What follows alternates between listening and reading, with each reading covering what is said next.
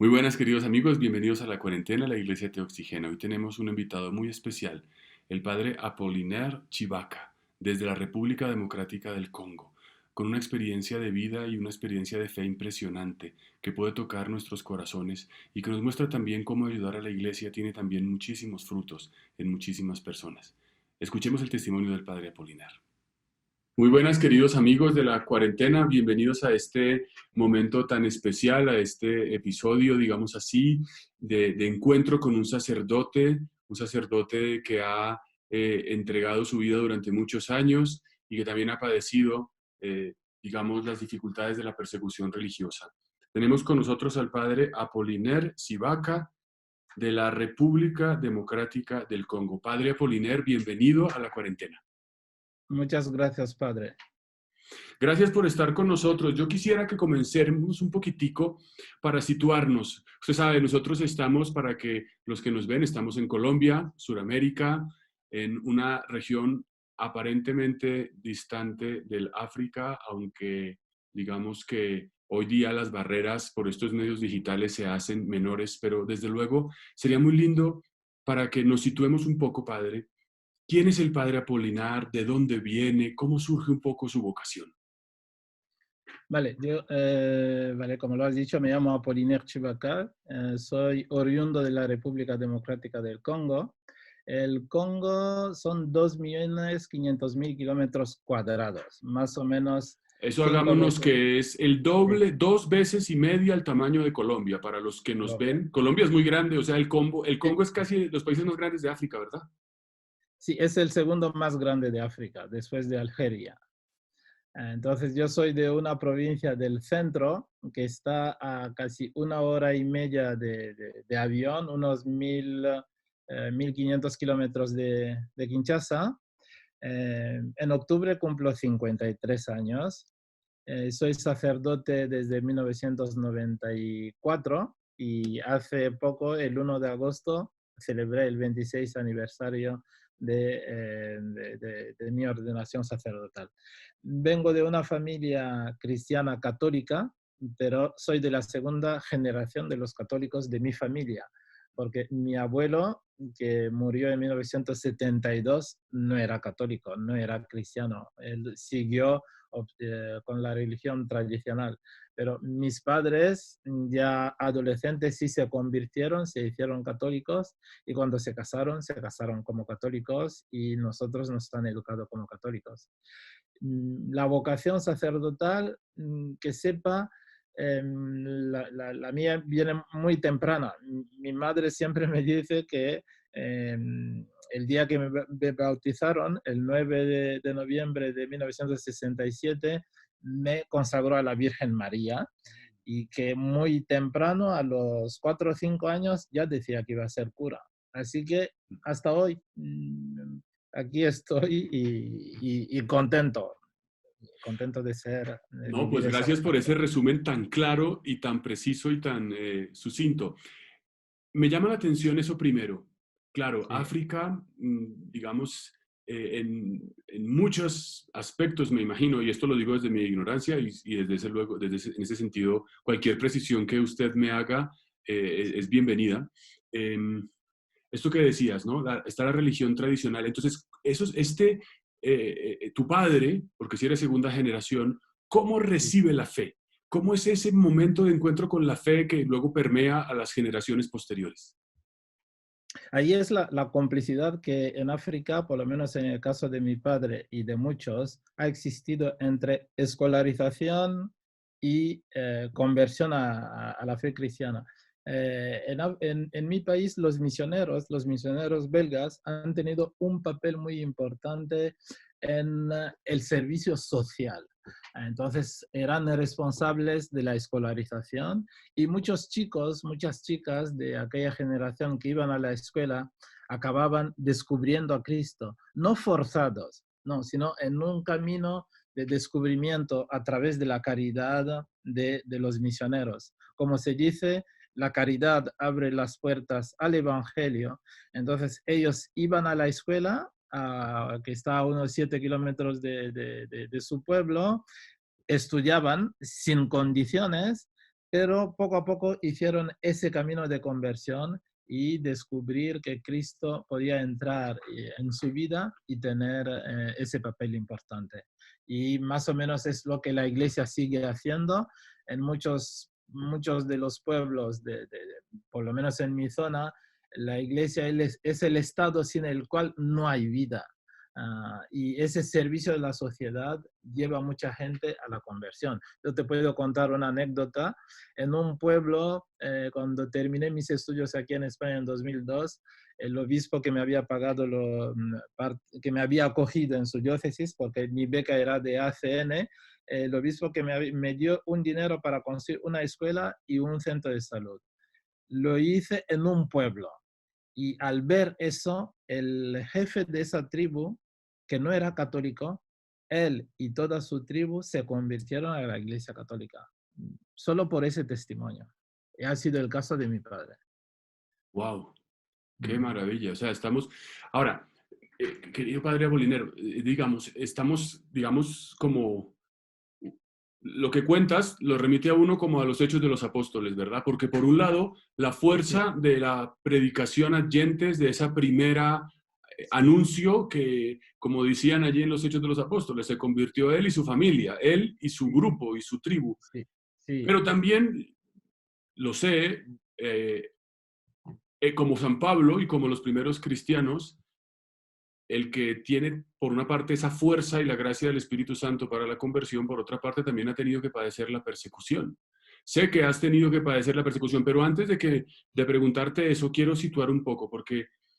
digamos, ¿cómo es un poco la composición religiosa de la República Democrática del Congo? Sabemos que en África hay muchos cristianos, muchos musulmanes, también religiones Sí. tradicionales, pero en el caso concreto del Congo, allí en el centro del continente, ¿cómo es un poco la situación?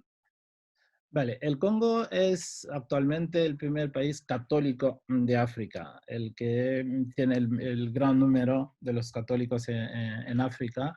Ah, pero la situación ha ido cambiando con el tiempo. En 1960, cuando la independencia del país, había censados unos 85% de la población era católica. Pero la situación ha ido evolucionando, sobre todo en los últimos 30 años. Ha habido en el Congo, eh, un- vamos a ver, una multiplicación de iglesias cristianas no católicas, pero la mayoría de ellas fomentadas desde la política. Es decir, cómo debilitar la influencia social de la Iglesia Católica con el papel que tiene más o menos contra las dictaduras. Se debilita dividiendo el mundo cristiano, fomentando el nacimiento de nuevas iglesias. Para dar solo un ejemplo, desde los últimos 30 años en el Congo, el Estado ha concedido personalidad jurídica nada más que a 17.000 iglesias cristianas. Si uno coge su calculadora, es fácil, son tres iglesias nuevas cada 2 días. Esa es la situación. Pero a pesar de ello, seguimos ahora, se estima más o menos que somos el 42% de la población en el Congo, y eso se debe a muchos factores. Está la evangelización, está la presencia misma de la iglesia, está el papel que los obispos y los sacerdotes tienen en la vida social, y sobre todo en unos países inestables como los nuestros. La iglesia es la voz de los pobres y mucha gente eh, se hace católica porque ahí por lo menos ven a pastores al servicio de sus hermanos. Y digamos, allí hay presencia musulmana en el Congo. Sí, era una presencia bastante insignificante hasta hace poco, hasta 1997, hasta 2000 por ahí. Se decía que era 0,5% de la población. Pero ahora, yo puedo decir por dos grandes factores, o tres, si se puede hablar de tres, creo, hay un crecimiento muy notable del Islam. El primer factor es político. es para debilitar la Iglesia Católica.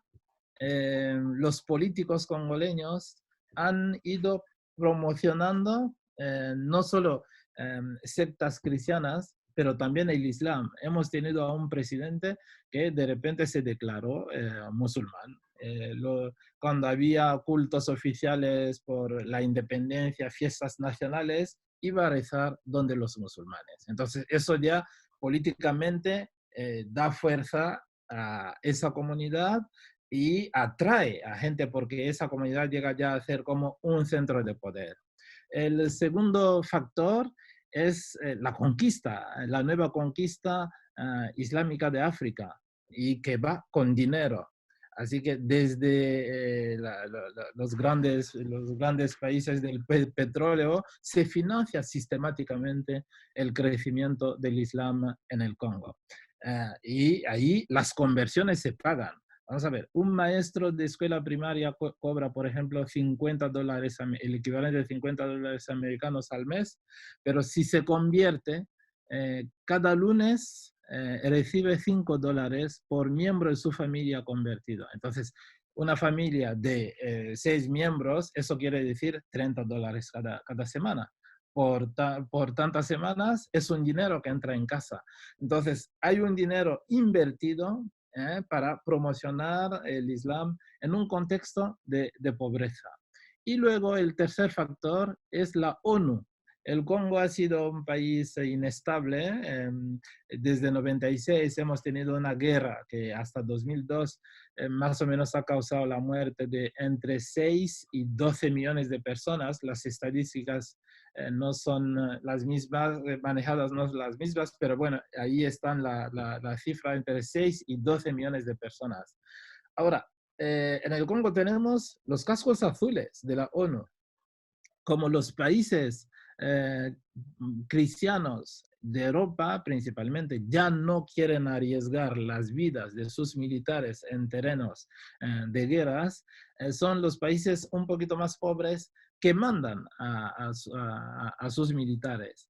Y tenemos en el Congo contingentes que vienen de países musulmanes y como los cascos azules no están mal pagados, la mayoría, muchos han financiado la construcción de mezquitas, han financiado el Islam, de modo que desde 97-2000 hasta hoy el panorama religioso ha cambiado. Los musulmanes que eran invisibles ahora son muy visibles y los viernes en las ciudades puedes encontrarte con mujeres en burka en un país tropical como el nuestro. Entonces, todo eso ya hay una metamorfosis religiosa muy fuerte que se está haciendo y ahí está el Islam también. ¿Cuál es la población del Congo? Vale, las estimaciones dicen que somos 80 millones, pero llevamos más de 30 años sin censo. Así que, vale, estas son estimaciones. Tendrán bases más o menos objetivas para hacerlo, pero dicen que somos 80 millones. Padre, ¿y usted por qué habla también el español? Bueno, intento hablar. Bueno, yo he estudiado en España de 97 a 2002 gracias a ayuda a la iglesia necesitada, a la iglesia que Que sufre. sufren. Yo soy un hijo de ACN que me pagó licenciatura en teología, 2 años, y luego 2 años y medio de doctorado en teología. ¿Dónde Y estudió, padre? en la Universidad de Navarra. Yo Ah, soy de la Universidad de Navarra bueno, yo y yo... también. Yo estudié en el Seminario Vidasoa, así que somos Ah, hermanitos de universidad. vale, bendito sea Dios, bendito sea Dios, sí, sí. Entonces yo he estudiado ahí y sigo con ese lazo con España, que aparte de los estudios, España me ha dado también muchos amigos que son muy activos en mi país, que nos ayudan mucho. Por ejemplo, estoy ahora bloqueado en España porque vine para 2 cosas: casar a unos jóvenes que se habían conocido en mi casa, es el quinto matrimonio que nace de jóvenes españoles que van a misionar en mi pueblo, es el quinto matrimonio que vine a bendecir, y luego terminar la impresión de libros litúrgicos, porque soy a nivel de nuestra provincia eclesiástica con nuestra lengua, soy como secretario, llevo también la labor de la preparación de los nuevos libros litúrgicos. Así que vine para terminar la impresión de 5, el misal, los leccionarios A, B, C y el leccionario par, impar, que han salido, pero han salido cuando ha caído también el Pandemia. confinamiento. Así que Pero aquí digamos, estoy, ¿usted los imprimirá en francés o en la lengua nativa? no, no, en la lengua nativa, que es el chiluba. Entonces, por ejemplo, el año, el leccionario par impar está financiado por ACN. El par Ah, impar es en nuestra lengua. En esta provincia son más o menos 15 millones de habitantes y los 15 millones de habitantes hablamos esa lengua y entonces son 8 diócesis de las cuales 6 hablan el chiluba y entonces desde el Concilio Vaticano II rezamos en nuestra lengua. Pero el trabajo lo hacemos aquí por tema de la calidad. Se puede claro. hacer en el Congo, pero todavía no es buena calidad. Entonces, hacerlo en el Congo cuesta mucho y es poca calidad. Hacerlo aquí cuesta menos y es la calidad máxima que nos Apropiada. ofrece el mercado. Sí, Qué interesante, porque hay tantos temas, pero yo quiero ir a uno que me parece sí, supremamente relevante, porque usted ya Ricardo, nos ha sí, hecho un cuadro que nos sí, sitúa desde, sí, desde el punto de vista religioso, un poco de la sí, población. Entonces, sí. digamos, la persecución religiosa que se ha vivido en Congo y que usted ha experimentado probablemente no viene directamente entonces del área islámica, sino de otro tipo. ¿Qué tipo de experiencia ha tenido usted en ese sentido? Vale, dependiendo de zonas, en nuestra zona no se puede hablar de una persecución islámica. En la parte este del Congo, que es la parte donde hay muchas matanzas, sí que ahí sospechan de la existencia ya de grupos islamizados. Pero en el Congo, en el centro, donde nosotros estamos, que siempre ha sido una zona tranquila, hemos vivido de 1916, agosto 16, hasta 1900, hasta 2019 principio, hemos tenido un movimiento de guerrilla, eran una milicia. Esta milicia al principio se oponía al Estado, a la dictadura, y de ahí ha pasado poco a poco no solo contra los que representaban el Estado, pero también poco a poco atacar también a la iglesia. Es así que nosotros hemos sido víctimas en nuestro seminario. Teníamos 97 seminaristas. Los milicianos ocuparon una parte de la finca del seminario donde hay un bosque. Allí establecieron su cuartel general, donde hacían la iniciación de los milicianos, pero a base de prácticas de vudú, de brujería, de fetiches. Más o menos era eso. Entonces, el ejército vino para desalojarlos. Es ahí que hay enfrentamiento. El ejército supone que los ha echado, abandona el campo y ellos atacan el seminario. Entonces, nosotros tuvimos tiempo de mandar fuera a todos los seminaristas. Nos quedamos nosotros pensando que la cosa no iba a ir a más, pero la situación cambió en pocos minutos. Atacaron el seminario.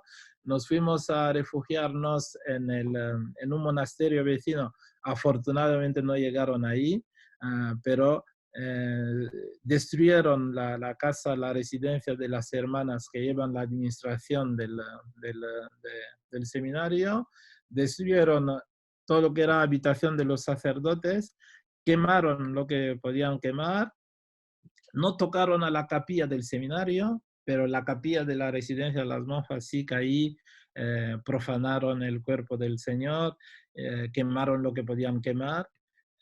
Vino el ejército, regresó el ejército para ayudarnos, nos sacaron de nuestro escondite, y el ejército ocupó el seminario durante cuatro meses. Y estos 4 meses de ocupación fueron peores que los meses, que el tiempo, los 2 días de saqueo por parte de los milicianos, porque el ejército, los que estaban ahí, saquearon el seminario durante 4 meses. Cuando regresamos al seminario, porque lo habían declarado zona roja, cuando regresamos al seminario, no encontramos sillas. Un seminario hecho para que vivieran ahí 150 seminaristas, no teníamos sillas, no teníamos cortinas, no teníamos cristales de ventanas, no teníamos... Sí, el ejército se sirvió. Y el seminario, tuvimos que reconstruir partes del seminario y una de las es ACN, nos fuimos a la sede central vuestra en Alemania, en Königstein, y nos ayudaron a reconstruir el seminario, los edificios destruidos, y ACN también nos abrió unas cuantas puertas para que la gente nos ayudara, y reanudamos, estuvimos 4 meses cerrados, y luego se reanudó el curso, y de momento bien. Pero no solo el seminario fue víctima, también muchas parroquias. Hay 2, 3 diócesis, una diócesis, por ejemplo, donde quemaron el obispado. Y el obispo sigue todavía fuera del obispado, vive a 200 kilómetros del sitio, y todavía están arreglando. Las vidas, en el seminario no mataron a nadie, pero esa milicia, la guerra entre la milicia y el ejército, provocó en torno a 22.000 muertos en nuestra región durante esos 2 años y medio de contiendas. Y hoy día, ¿cuál es la situación? Es decir, de frente a esa guerrilla, ¿continúa activa? ¿Se ha desarticulado? ¿Cuál es la realidad? No, con la elección del nuevo presidente, vale, ellos mismos pusieron fin a sus actividades, y vale, ahora vale, de todos modos, existen ya un grupo de jóvenes, de niños que han aprendido a matar, a torturar y todo eso, y que hay que recuperar. Ya la paz reina en la zona, pero sigue una cierta inseguridad. Las vías por las cuales yo antes viajaba solito en mi coche, en un coche, ahora no las puedo hacer con tranquilidad porque nunca se sabe. Ah, pero muchos sacerdotes habían huido de sus parroquias, otros se habían refugiado con sus feligreses en Angola. La mayoría ya ha vuelto a casa. Ustedes están entonces en una zona cercana a Angola, o es el centro de la República más bien. Eh, la, la, la, mi pueblo está en el centro, pero la provincia eclesiástica nuestra está en el centro, va del centro hacia el oeste. De modo que una de las dos diócesis tienen frontera con Angola, Ok. la diócesis de Luisa y la diócesis de Luego. Y hoy día, después de esa crisis, ¿cuál es la realidad del seminario en términos del número de seminaristas y de las actividades formativas? Vale, afortunadamente ha aumentado el número de los seminaristas. En nuestra provincia el seminario es interdiocesano. Es un seminario en 5 casas. 3 casas de filosofía y 2 de teología. Y en el curso que se ha terminado, 2019-2020, no tengo todavía las últimas estadísticas como estoy bloqueado aquí, pero eran en torno a 480 seminaristas de 8 diócesis. El seminario donde yo soy formador, el curso pasado eran 128 seminaristas. Wow, eso es Ah, muy esperanzador, mirando sí, las sí, sí, cifras. sí, sí, sí, hasta los años 90 había números bastante altos de seminaristas, y luego hemos tenido una crisis fuerte en los años 2000, y desde 2010 por ahí hay un renacimiento y el número de los seminaristas está aumentando así.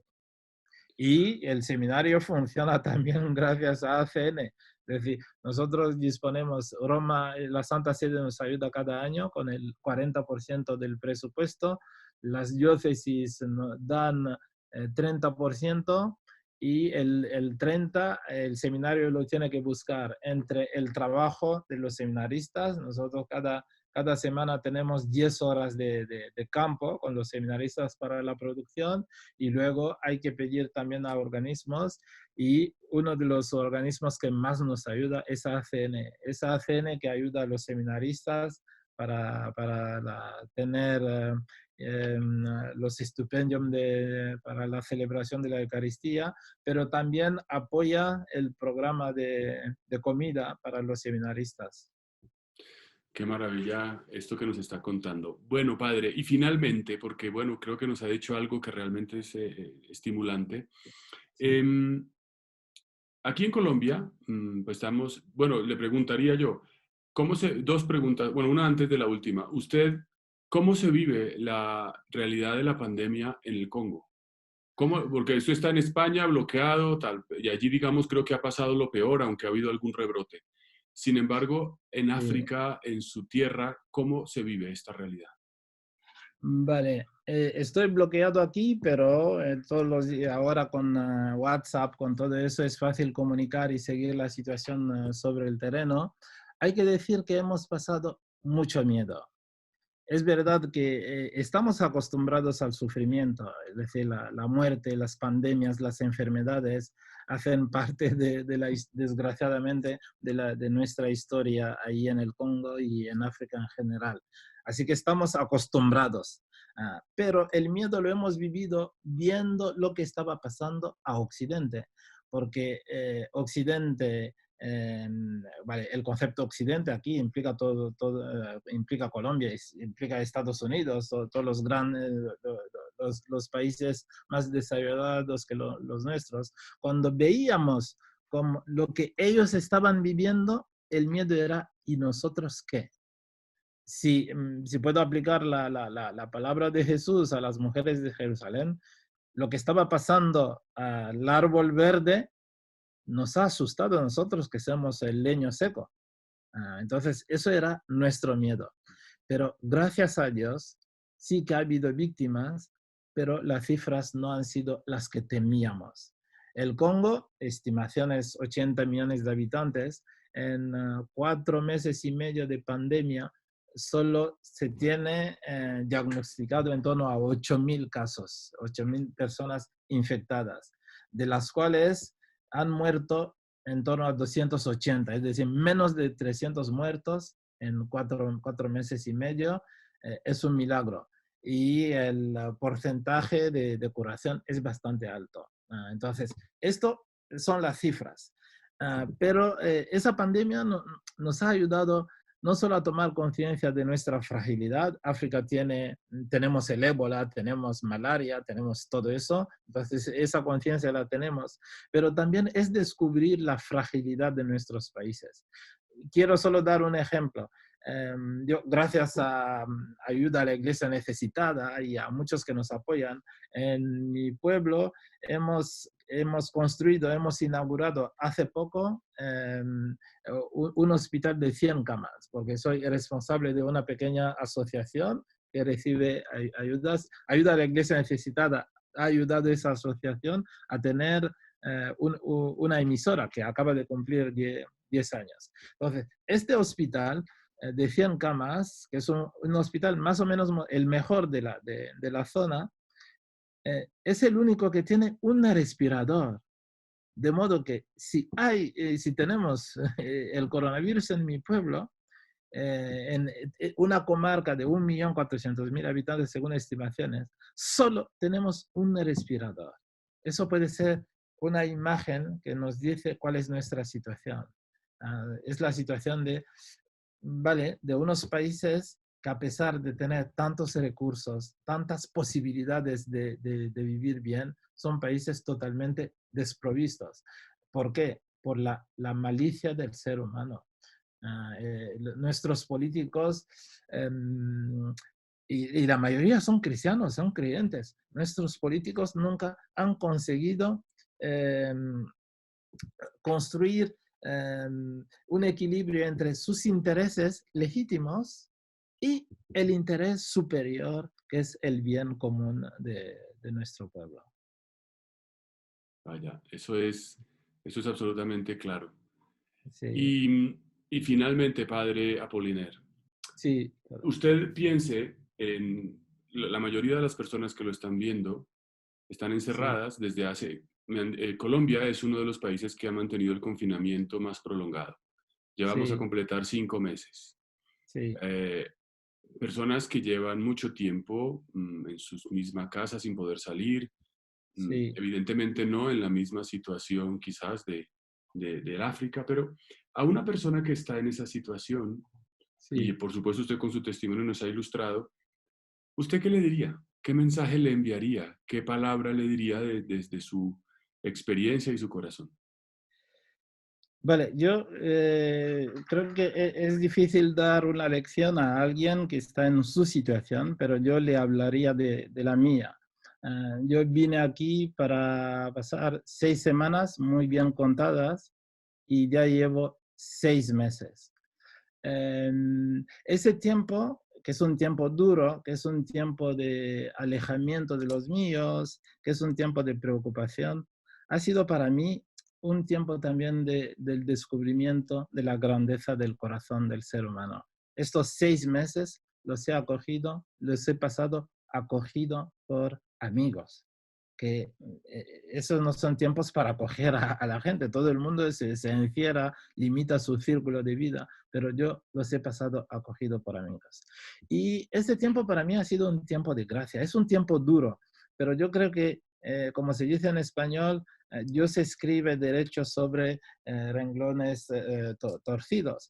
Entonces, para mí ha sido un tiempo de oración, de decir que ya no tengo no tengo una vida, vamos a ver, no tengo la presión de ir a dar clase en el seminario, no tengo la presión de ir a la universidad a dar clase, no tengo la presión del secretariado de los obispos, no tengo tanta presión. Entonces, ha sido un tiempo de decir, hay que recuperar lo que he perdido de la oración. Entonces, para mí, eh, hay que sacar lo mejor de lo que no podemos cambiar. Hay que ver qué puedo sacar yo de mejor de esto, porque ese confinamiento no es un capricho, es una necesidad que se ha impuesto a nosotros con sus limitaciones, pero también con sus riquezas. Para mí ese tiempo ha sido tiempo de encuentro con Dios, pero también ha sido tiempo de encuentro conmigo, con mí mismo, con mi persona. Ha sido tiempo de poner un poquito de orden en mi vida. Si estuviera en mi casa, pondría más orden en mis cosas. Y luego, la gente que vive en familia, yo creo que es el tiempo de aprender a mirarse, a estar juntos. Una amiga me decía que el confinamiento es duro en muchas familias por dos razones. La primera es que parejas, matrimonios frágiles que siempre encuentran en la salida la solución a los problemas de convivencia, pero también hijos a los que quizá no se ha dedicado el tiempo y que ya se nos han escapado de las manos y volver a convivir con ellos es un problema. Yo creo que ese tiempo, a pesar de sus cruces, y la cruz es fecunda, puede ser ese tiempo de reconciliación en la familia y también del descubrimiento de lo más importante. Finalmente, ¿qué es lo más importante? Es lo que estamos protegiendo ahora y lo que estamos añorando, nuestra vida, nuestras amistades. Vale, más o menos lo que yo he vivido y este tiempo para mí ha sido muy útil. Llevaba escribiendo un libro, llevaba 2 años escribiendo un libro que no terminaba, pero este tiempo para mí lo he terminado y creo que de aquí al 15 sale y he escrito otro. Así, vale, así que, como dicen en español, no sé si lo digo correctamente, mal tiempo, buena cara. Hay que Tal cual. sacar lo mejor de, de de lo que hay. Y eso creo que es el deber de cada uno de nosotros. Pues muchísimas gracias, Padre Apolinar. Ha sido maravilloso escucharlo, enriquecedor e inspirador. Quisiera pedirle que nos dé su bendición para terminar este momento. Dios lo bendiga. Dios Todopoderoso y Eterno, gracias por este encuentro con nuestros hermanos de Colombia. que lo están pasando mal en ese tiempo de pandemia, de confinamiento. Que tu bendición descienda sobre todos ellos, en el nombre del Padre, del Hijo y del Espíritu Santo. Amén. Amén. Padre Apolinar, muchas gracias por estar con nosotros. Dios lo bendiga. Muchas gracias, Padre. Bien, después de escuchar al Padre Apolinar, realmente se conmueve nuestro corazón y nos damos cuenta de cuánto bien puede hacer un sacerdote en la iglesia, cómo puede abrirle horizontes a muchas personas y cómo él ha entregado su vida y ha sido fiel. Veámonos en el próximo episodio de La Cuarentena, la Iglesia te oxigena. Dios los bendiga.